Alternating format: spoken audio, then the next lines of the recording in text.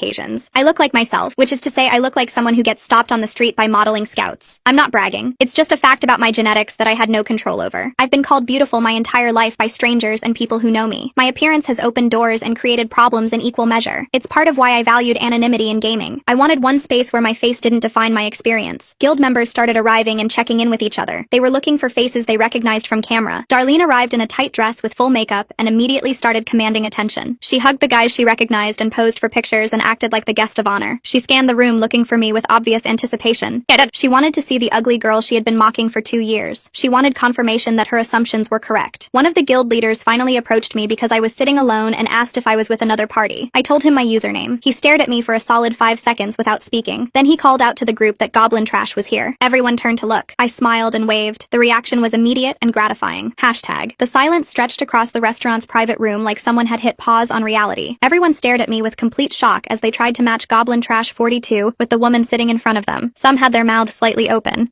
A few blinked rapidly like they were trying to clear their vision. Darlene's expression froze mid-smile, her eyes going wide as she processed that the ugly girl she spent 2 years mocking actually looked like she stepped out of a fashion magazine. Her smile stayed stuck, but her eyes showed pure panic. Several guild members immediately pulled out their phones to compare my face with their mental image. I could see them scrolling through old group chat messages where they made jokes about my appearance. Lyra approached cautiously and admitted she felt terrible about some comments she made. Her face flushed with embarrassment. She couldn't make eye contact. Darlene remained frozen near the entrance, still scanning the room like she was hoping to find the real Goblin Trash somewhere else. Mateo broke the tension by asking if I was actually the person who carried him through that impossible raid last month. When I confirmed it was me, he started laughing at himself for all the goblin jokes he made. He kept saying he felt like an idiot. Other guild members slowly approached to introduce themselves properly, their behavior noticeably different now that they could see my face. They stood up straighter and made more eye contact. During dinner, I noticed the social dynamics shifting rapidly. The guys who used to call me Goblin as an insult now used it as a friendly nickname. They asked about my job and strategies for different boss fights. They offered to buy me drinks. Darlene tried to maintain her position as the center of attention, but kept glancing at me with barely concealed anger. She told stories about modeling opportunities. She posed for pictures, but people's attention kept drifting back to me. Tucker pulled me aside and apologized for not shutting down the appearance jokes in group chat. He admitted he went along with assumptions he had no basis for making. He promised to be more aware going forward. When I returned to the table, I overheard Darlene whispering to Lyra about how I probably used filters or had work done. Lyra looked uncomfortable and changed the subject to upcoming raid schedules. Other guild members were actively avoiding Darlene's attempts to gossip. When she tried to pull someone into her conversation about my looks, he made an excuse about needing another drink. Mateo sat next to me and we talked strategy for upcoming content. He asked detailed questions about my approach to specific mechanics. He mentioned he always respected my calls during raids and never understood why people made such a big deal about me not showing my face. He said my raid leading was some of the best he'd experienced. For the first time in 2 years, I felt like I was being seen as a complete person rather than a mystery